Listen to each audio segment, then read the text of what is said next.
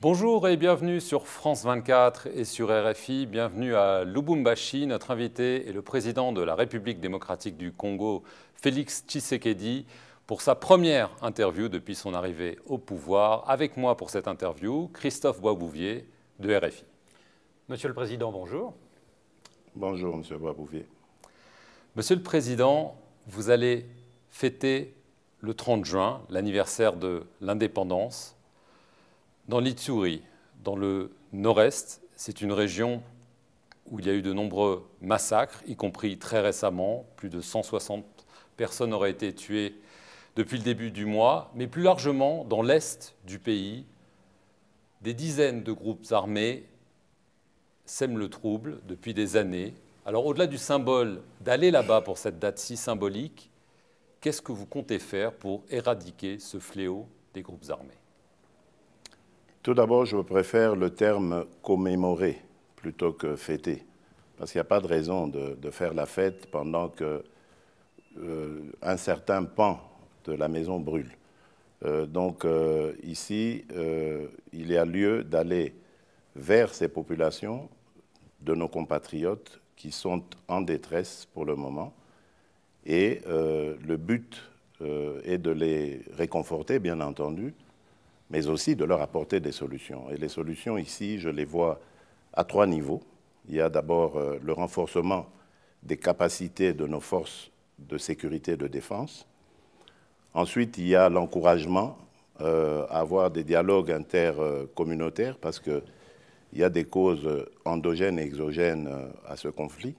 Et puis, il y a cette diplomatie régionale que j'ai entamée depuis mon accession au pouvoir pour régler la question au niveau régional parce qu'il y a aussi des implications régionales dans ces conflits dans mon pays. Alors en avril et à nouveau ces derniers jours, l'organisation de l'État islamique en Afrique centrale a revendiqué des attaques dans la région de Béni. Est-ce que vous confirmez que Daesh opère sur le territoire congolais et est-ce que vous avez obtenu de la part des Américains, lors de votre visite à Washington, un soutien opérationnel? En tout cas, selon les renseignements en notre possession, les ADF se sont inscrites dans cette logique terroriste prônée par l'État islamique.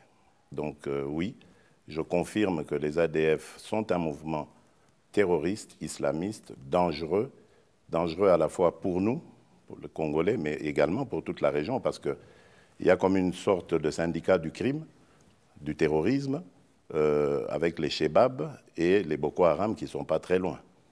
Donc ça, c'est clair.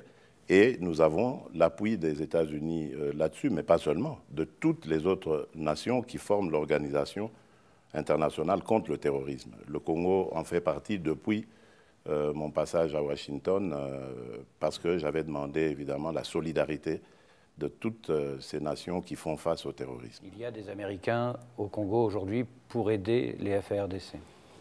Bon, ça c'est pas une question qui pourrait, à laquelle je pourrais répondre. Mais ce qui est vrai, c'est que j'ai le soutien des États-Unis et de toutes les nations qui sont contre le terrorisme, qui se battent contre le terrorisme. Alors vous avez parlé de l'importance de la coopération régionale pour combattre évidemment le terrorisme, mais aussi ces nombreux groupes armés. Il y en a plus de 70 d'après l'ONU, rien que dans l'Est. Alors il y a un pays important dans ce cas-là, c'est le Rwanda.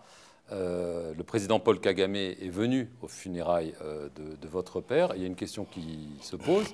Y a-t-il déjà des troupes rwandaises qui opèrent sur le sol congolais avec les forces nationales pour lutter contre ces groupes armés? Ah ça non, je ne crois pas que nous ayons besoin d'en arriver là. Non, je ne pense pas.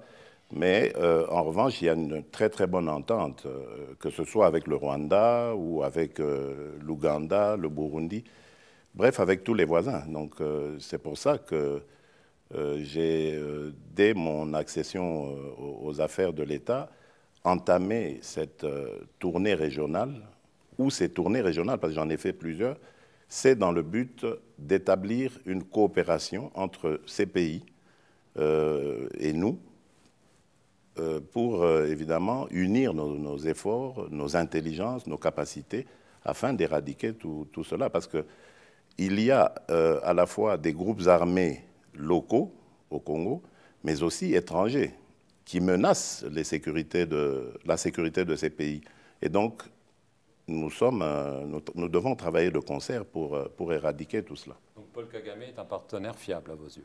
Ah oui, absolument, et nécessaire. Paul Kagame, Yoweri Museveni, Nkurunziza et bien d'autres, Magufuli, enfin tous sont des partenaires essentiels pour la paix et la sécurité dans la région. Ce dimanche 30 juin, l'opposition veut organiser une manifestation à Kinshasa. Le gouverneur de la ville l'interdit, mais l'opposition la maintient au nom du droit constitutionnel à manifester. Est-ce que vous approuvez cette interdiction du gouverneur et est-ce qu'il faut craindre une répression brutale comme au temps de votre prédécesseur? Bien sûr que j'accepte, je suis d'accord avec cette interdiction. Parce que, souvenez-vous, il y a quelques jours, il y a une manifestation qui a été autorisée et elle a donné lieu à des débordements. Et depuis que je suis là, d'ailleurs, je n'ai interdit aucune manifestation. Les droits et les libertés des citoyens sont garantis, mais nous avons comme l'impression qu'il y en a qui confondent démocratie et anarchie. On ne peut pas, alors qu'on a l'autorisation de manifester, de faire des débordements, de s'en prendre à des paisibles citoyens ou à du mobilier urbain. C'est des choses inacceptables. Il ne faut pas craindre une répression brutale? Il n'y aura pas de répression. Les forces de sécurité sont formées pour maintenir la paix. Il n'y aura pas de répression. Alors cette marche se veut une protestation contre l'invalidation par la Cour constitutionnelle de l'élection de plus de 20 députés de l'opposition au profit essentiellement de candidats de la majorité. Vous avez reçu le président de la Cour constitutionnelle il y a peu. Vous lui avez demandé de réexaminer cette décision. Il semblerait que certains pourraient être repêchés, mais pourquoi pas tous? Écoutez, d'abord, j'aimerais dire ici que je ne m'immisce pas, je ne dois pas m'immiscer dans la justice, le fonctionnement de la justice. La justice doit être indépendante, elle ne doit pas subir de pression. Lorsque j'ai reçu le président de la Cour constitutionnelle, c'était pour en savoir plus sur ces arrêts qui étaient pour certains scandaleux. Et j'ai eu l'explication qu'il fallait. Je lui ai fait part de ma façon de voir les choses parce que, après tout, je suis aussi un citoyen.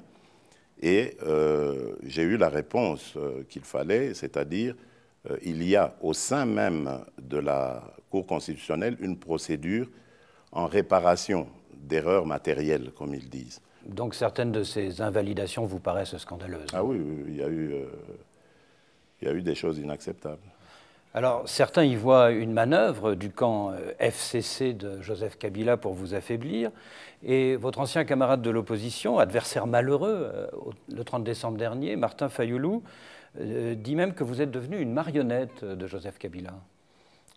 Bon, vous savez, en politique, lorsque vous avez un certain statut, et c'est le cas avec moi, je suis le président de la République, je dois accepter les bons points comme les mauvais points. M. Fayoulou a le droit de s'exprimer à partir du moment où il ne diffame pas. Il a le droit de s'exprimer. Nous sommes en démocratie, en tout cas nous essayons de l'être. Moi, je ne pense pas que je suis une marionnette. J'ai privilégié, et ça il faut le dire, la stabilité de l'État. Nous sommes dans une alternance qui s'est historiquement bien déroulée. Je crois qu'il faut préserver la paix et la stabilité du pays. Et c'est peut-être ça qui fait dire à certains que je suis une marionnette, parce qu'ils espéraient peut-être qu'il y ait du sang, qu'il y ait de la violence, comme nous avons toujours été habitués depuis nos années d'indépendance. Mais cette fois-ci, mal leur en a pris, parce qu'il n'y aura pas de sang, il n'y aura pas de violence. Donc les choses devront se passer normalement, et bon, voilà. ce que je peux dire. Alors, à l'origine de ces tensions, il y a évidemment le scrutin présidentiel controversé. Alors, certes, la Cour constitutionnelle vous a proclamé vainqueur, mais la conférence épiscopale, la CENCO, forte de ses 40 000 observateurs, ainsi que des données attribuées à la commission électorale elle-même, ont donné Martin Fayulu largement vainqueur. Est-ce que vous comprenez que, du coup, la proclamation de votre victoire soit toujours si controversée? Je ne le comprends pas, d'abord parce que ce que vous dites de la CENCO n'est pas vrai. Wow. La CENCO n'a jamais démontré ce qu'elle a avancé. Il y a eu prétendument, il y a eu prétendument, il faudrait lui poser la question, il y a eu prétendument 44 000 observateurs de la CENCO, ce qui n'est pas vrai, puisque la CENI n'en a accrédité que 17 000. Et le jour même du scrutin, il y en avait 5 000 qui avaient été, un peu plus de 5 000, qui avaient été répertoriés sur l'ensemble du territoire. Donc ça veut dire que les chiffres que la CENCO donne, ou si elle les a réellement donnés, sont sujettes à caution. Ensuite, le candidat malheureux lui-même a eu mondialement l'occasion de démontrer qu'il avait raison, devant toutes les caméras du monde. Il n'a pas réussi à le faire. Pour moi, c'est passé. Aujourd'hui, d'ailleurs, je suis en très bon terme avec les évêques de la CENCO, et ils ne sont plus revenus sur cette affaire. Regardons devant, c'est le Congo qui m'importe et plus rien d'autre. Comment expliquez-vous tout de même, Monsieur le Président, que les procès-verbaux de vote du 30 décembre n'aient jamais été publiés par la Commission électorale, alors que c'est pourtant la loi qui le stipule? Ça, il faut demander à la CENI. Nous avons nos propres PV, je vous l'ai dit, nous les avons confrontés avec ceux que certains observateurs de la CENCO avaient. Donc, nous, en tout cas, nous avions nos chiffres, nous étions prêts à aller partout et nous avons été à la Cour constitutionnelle avec ces chiffres-là. Nous avions attendu le contraire, il n'y a pas eu. Maintenant, la CENI, c'est aussi une institution à part. Moi, je ne peux pas répondre des faits de la CENI. En tout cas... Mais c'est vrai qu'il y a eu toutes ces irrégularités, qu'on les appelle comme ça ou pas, constatées. C'est pour ça que je dis qu'à l'avenir, pour éviter cela, nous allons maintenant lancer le recensement et l'identification de la population. Cela nous mettrait à l'abri de ce genre d'erreurs regrettables. En tout cas, de nombreux pays africains, occidentaux ont émis de sérieux doutes sur la vérité des urnes. Le ministre français des Affaires étrangères a même parlé d'une espèce de compromis à l'africaine. Oui, mais rappelez-vous, en 2011 et même en 2006, où il y a eu 2 guerres dans la ville de Kinshasa, on a eu droit aux mêmes contestations. La vie ne s'est pour autant pas arrêtée. Oui. Ben, voilà, donc ça veut dire qu'il y a quelque part une raison pour laquelle les résultats sont toujours controversés. Et pour moi, c'est à cause du recensement qui n'a jamais eu lieu dans ce pays et de l'identification de la population. C'est pour ça que, à certains moments, certains malins peuvent fabriquer des électeurs ou multiplier des électeurs en multipliant les enrôlements, etc. Mais ça, on compte l'éradiquer en passant par le recensement et l'identification de la population. Sinon, nous retomberons toujours dans ce genre de contestations qui sont regrettables et qui amènent parfois des débordements. Alors, je veux en venir à la situation actuelle. Lors d'une visite en Angola en février, vous avez évoqué un accord politique entre le FCC de Joseph Kabila et votre coalition Cash. Y a-t-il un accord entre vous? On ne le connaît pas. Y a-t-il un accord écrit, verbal, et qu'y a-t-il dans cet accord? Au départ, il y avait un accord verbal pour coaliser nos forces. Parce que la situation est inédite. On n'a jamais eu un président d'un autre bord politique et une majorité parlementaire différente. Et donc, ici, on s'est dit, OK, l'idée est là, on lève l'option de coaliser, d'autant plus que idéologiquement, nous avons une même sensibilité, c'est-à-dire social-démocrate. Maintenant, il faut se mettre d'accord sur le programme de gouvernement, sur la formation même de ce gouvernement, des hommes et des femmes qui vont le composer. Et c'est tout ça que nous sommes en train de faire actuellement. Au lieu de la cohabitation qui aurait été assez, moi je pense, dramatique pour notre pays, parce que jamais vécu, nous avons opté pour la coalition parce que, comme je le disais, nous avons une même approche idéologique. Donc ce serait beaucoup plus facile de coaliser nos forces. Et donc c'est dans cela. Donc le reste, cette spéculation qui prétend à dire qu'il y a eu des arrangements, qu'il y a eu des deals. Oui, si deal il y a que ce deal de mettre nos forces ensemble, c'est tout. Et le reste, il sera écrit. Il est en train de l'être. Oui, il sera écrit. Depuis votre élection, vous avez libéré plusieurs prisonniers politiques, comme un grand ami de votre père, hein, Diomi Dongala. Vous avez limogé le chef de l'ANR, les services secrets. Vous avez permis le retour de Moïse Katumbi, qui, chacun sait, est l'ennemi intime de Joseph Kabila. Est-ce que ça a été difficile? Est-ce que vous avez dû être très, très persuasif avec votre prédécesseur? Non, non, mais nous sommes deux hommes d'État, donc on ne peut pas s'empêcher d'en parler. Mais il n'est pas là pour me faire de l'ombre. On en parle parce que d'un côté, j'ai besoin de ces expériences vécues sur certains ou dans certains domaines, et de l'autre, il a aussi besoin d'une certaine assurance aussi de ma part, au nom de la stabilité et de la continuité de l'État. Donc forcément, il faut qu'on échange. Alors, il y a quand même des sujets qui fâchent entre le camp Kabila et le vote, et notamment les nominations au poste clé. Pour le poste de Premier ministre, vous avez refusé plusieurs personnalités, sans doute parce qu'elles étaient trop proches de lui, avant de donner votre accord pour Sylvestre Ilunga. Pour la direction de deux grandes sociétés d'État, la Gécamine, la Société des chemins de fer, vous avez pris des ordonnances qui ont déclenché la colère du FCC de Joseph Kabila, même provoqué des affrontements entre vos partisans. Est-ce à dire que vous avez l'impression que dans son camp, certains aimeraient que vous soyez un petit peu l'équivalent de la reine d'Angleterre? Bonne question. En fait, vous devez savoir, M. Perelman, que c'est très difficile de changer certaines habitudes ancrées en certaines personnes. Mais moi, je reste serein parce que j'ai un cap que je me suis fixé. Je veux le changement mais alors radical, en mettant fin aux habitudes, aux mauvaises habitudes telles que la corruption, telles que l'impunité. Donc, et ça, je suis déterminé. Il n'y a rien qui m'empêchera de le faire.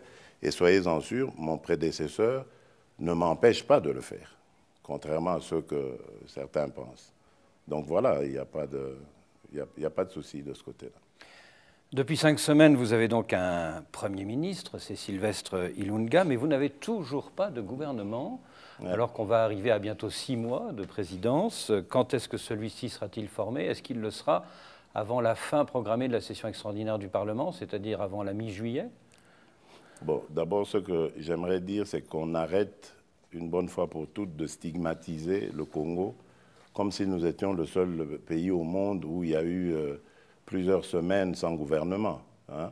Je vous rappelle que même dans des pays à tradition démocratique comme la Belgique, que je connais très bien, ou l'Allemagne, par exemple, il y a eu aussi des mois et des mois